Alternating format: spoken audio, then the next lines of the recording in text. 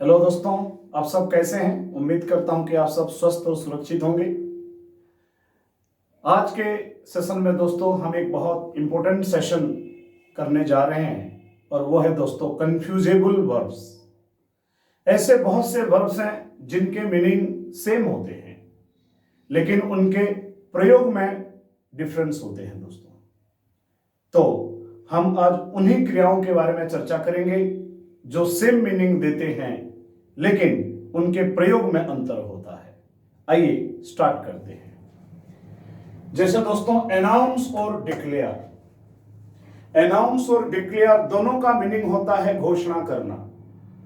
Announce का मतलब भी घोषणा करना और डिक्लेयर का मतलब भी घोषणा करना, परंतु दोनों को जब हम वाक्य में प्रयोग करते हैं तो कुछ अंतर है।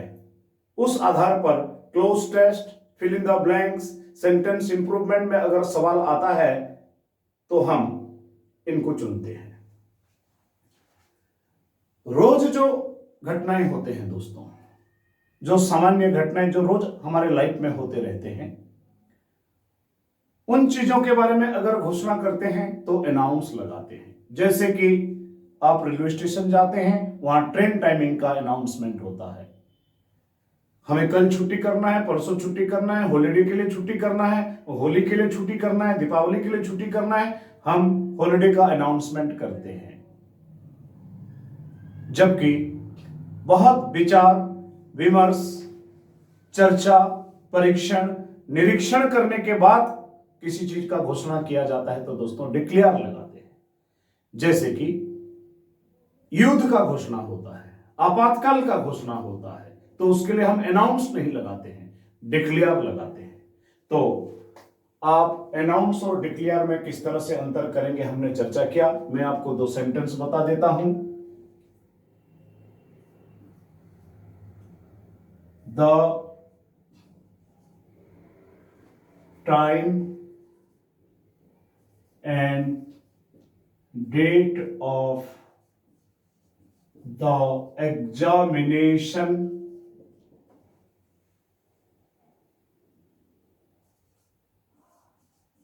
were announced। तो यहां दोस्तों हमने अनाउंस चुना क्योंकि ये जनरल मैटर हैं जो रोज के लाइफ में होते रहते हैं। अगर आप बोलेंगे कि हम हॉलीडे के लिए छुट्टी, होली के लिए छुट्टी का अनाउंस कर रहे हैं, तो आप डिक्लेयर नहीं लगाएंगे, आप अनाउंस लगाएंगे। आप बोलेंगे we are going to announce the holiday on Holi, इस प्रकार। तो आप देख रहे हैं इस तरह के सेंटेंस में हम अनाउंस को चुनेंगे। जबकि अगर आप बोलेंगे रशिया ने यूक्रेन के खिलाफ युद्ध का घोषणा किया, तो वहां पर आप अनाउंस नहीं चुनेंगे, डिक्लेयर चुनेंगे। इस तरह से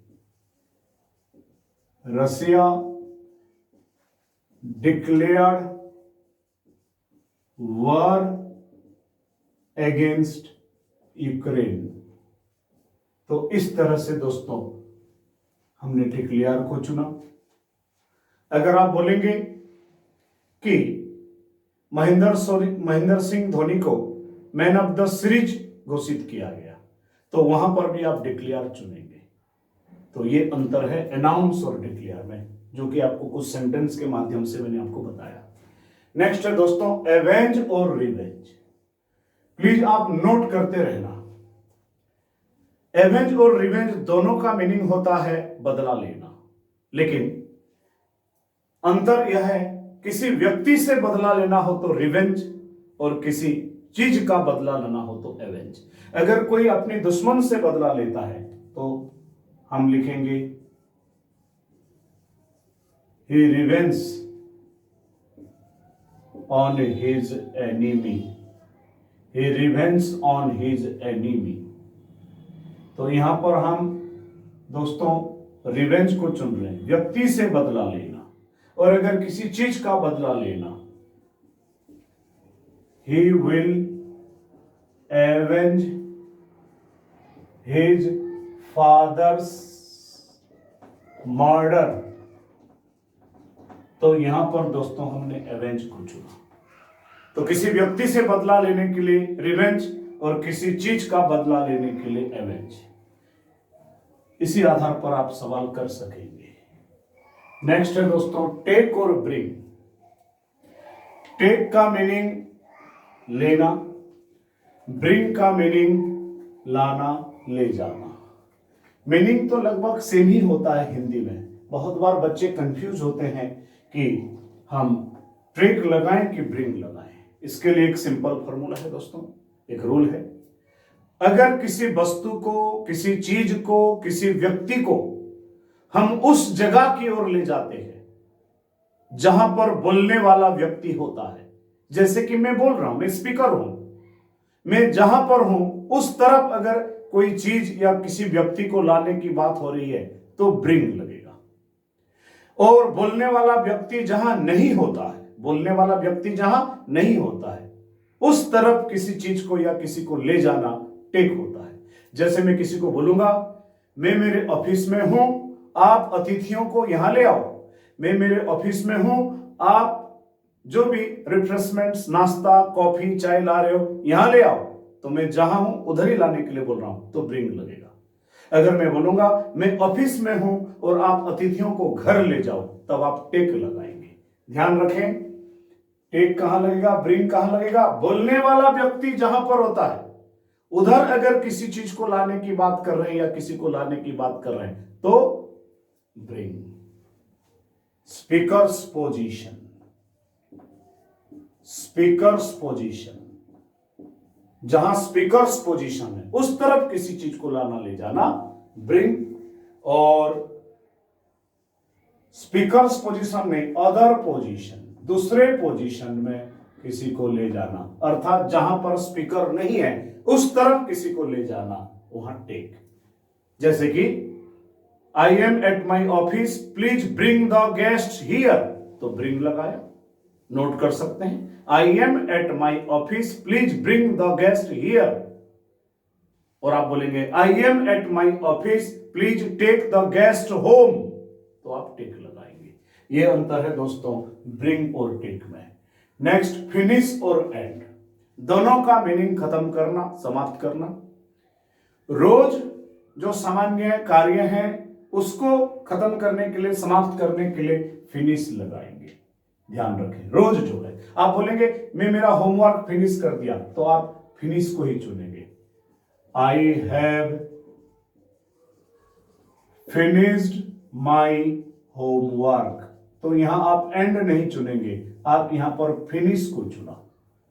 रोज जो कार्य हम करते रहते हैं उसको पूरा करना, समाप्त करने के लिए फिनिश को चुनेंगे। एंड कहां चुनेंगे? कोई ऐसा कार्य जिसको हम समाप्त करते हैं और ऐसा करना महत्वपूर्ण है और उससे बदलाव आता है, उससे चेंज आता है, तो हम एंड को लगाते हैं। जैसे हम बोलते हैं रशिया को यूक्रेन के साथ अपनी जो युद्ध है उसको खत्म करना चाहिए, अंत करना चाहिए, तब हम एंड को चुनेंगे दोस्तों।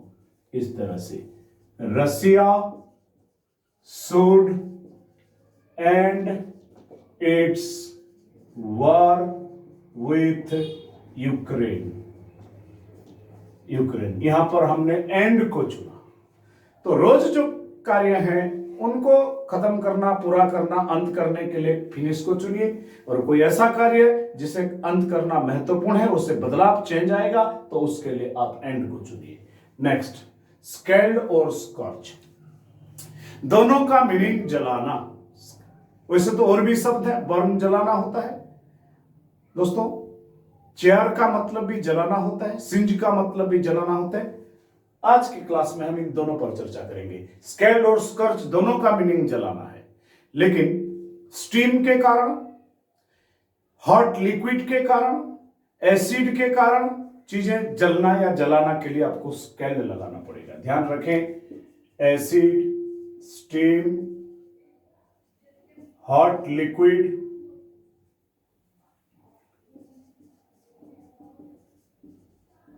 Hot liquid, acid, steam, hot liquid से चीजों को जलाना स्कैल्ड, और स्कॉर्च जब कोई चीज अत्यधिक गर्म हो जाता है, जैसे कि आयरन प्रेस बहुत गर्म हो गया, इससे कपड़ा जल गया, क्लोथ जल गया। आयरन की गर्म हो जाने के कारण आपके क्लोथ्स कपड़े जल गए, तो इसके लिए आप स्कर्च को चुनेंगे।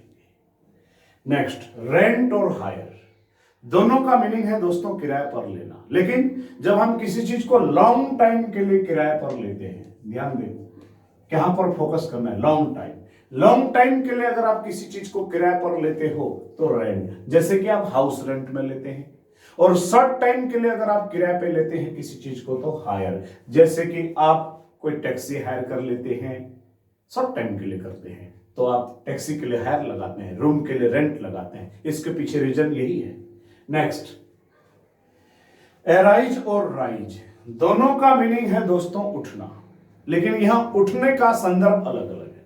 अगर आप बोलते हैं मैं सुबह 5 बजे उठ जाता हूं, आई राइज एट 5 AM, बच्चे उठ गए हैं, ऐसे जगह पर आप उठने के लिए राइज को चुनेंगे। जबकि आप बोलेंगे मेरे मन में सवाल उठ रहा है, तो आप एराइज को चुनेंगे कि some questions have arisen in my mind, तो आप देखिए यहां एराइज को चुना। सुबह उठने के लिए राइज को चुनिए, मन में सवाल उठना, कोई परिस्थिति का उत्पन्न होना के लिए हम एराइज को चुनते हैं। ये अंतर है दोनों में। इन्वेंट और डिस्कवर, इन्वेंट और डिस्कवर में अंतर क्या है दोस्तों? कोई ऐसे चीज का खोज करना जो पहले से इस संसार में है, और डिस्कवर, जैसे कि हम बोलते हैं कोलंबस डिस्कवर्ड अमेरिका, अमेरिका नाम का जगह धरती पर था। तो जो चीज पहले से है उसको खोज करना होता है डिस्कवर, और बिल्कुल एक नई चीज का आविष्कार करना जो पहले नहीं था। बेसिकली हम देखते हैं कि ये जो मशीनरी से संबंधित चीजें, डिवाइस से संबंधित चीजें, साइंटिफिक जो चीजें होते हैं, टेक्नोलॉजी से संबंधित जो चीजें होते हैं, जैसे कि मार्कोनी ने रेडियो का डिस्कवर किया, राइट ब्रदर्स ने एरोप्लेन का डिस्कवर किया, बोलेंगे तो गलत होगा, वहां इन्वेंट लगेगा। तो दोस्तों इन्वेंट और डिस्कवर में ये अंतर है। नेक्स्ट, हियर और लिसन, एक बहुत कॉमन एक कंफ्यूजेबल वर्ब है। हियर और लिसन पर बहुत सवाल आते हैं। कोई चीज जब हम अचानक सुनते हैं, पहले से ध्यान देके नहीं बैठे थे, अचानक सडन आपको सुनाई दिया या आप सुन जाते हैं, तो आप सुनते हैं तो आप हियर को चुनेंगे। आप बोलेंगे I hear A noise from that building, उस बिल्डिंग से एक आवाज सुना। आप पहले से ध्यान से नहीं बैठे हुए थे, अचानक आवाज आपको सुनाई दिया, तो आप हियर को चुनते हैं। जबकि लिसन, किसी चीज को ध्यान देकर सुनना। मैं आपको पढ़ा रहा हूं, टीचर आपको पढ़ा रहा है, आप टीचर के लेक्चर्स को ध्यान देकर सुनते हैं, आप लिसन लगाते हैं। ये अंतर है दोस्तों हियर और लिसन के बीच में। इसका मतलब हो गया अटेंशन के साथ सुनना, और इसका मतलब हो गया सडन। नेक्स्ट, रिफ्यूज और डिनाई, रिफ्यूज और डिनाई दोनों मना करना, अस्वीकार करने से मतलब है दोस्तों। किसी चीज को करने के लिए, लेने देने के लिए मना कर देना रिफ्यूज होता है। ध्यान दें, किसी चीज को करने के लिए, लेने देने के लिए मना कर देना रिफ्यूज होता है। जबकि किसी आरोप प्रत्यारोप को खंडन करना, अस्वीकार करने के लिए आप डिनाई लगेंगे। किसी ने आप पर आरोप लगाया कि आपने ये किया, आप उस जो चार्ज है, जो आरोप है, उसको खंडन कर रहे हैं, तो आप डिनाई लगाएंगे। तो आप बोलेंगे I denied the charges against me, तो डिनाई को चुना आपने। और I refuse to give them money, अपने रिफ्यूज को चुना, किसी चीज को लेने देने के लिए मना कर देना, कहीं आने जाने के लिए मना कर देना। और दूसरा अंतर यह है दोस्तों, रिफ्यूज के बाद जो वर्ब लगती है, टू प्लस वर्ब की फर्स्ट फॉर्म होती है, और डिनाई के बाद जो वर्ब लगती है वो वर्ब आईएनजी फॉर्म होती है। तो इस तरह से दोस्तों हमें ऐसे क्रियाओं पर काम करना पड़ेगा एग्जाम के लिए। ये बहुत इंपॉर्टेंट होते हैं। Error, improvement, cloze test, fill in the blanks, कहीं पर भी ये सवाल आ सकते हैं। तो आज के सेशन में इतना दोस्तों। अगले सेशन में हम और इस तरह की चीजों को लेकर आपके सामने आएंगे। Please subscribe our channel, comment, like and share. All the best.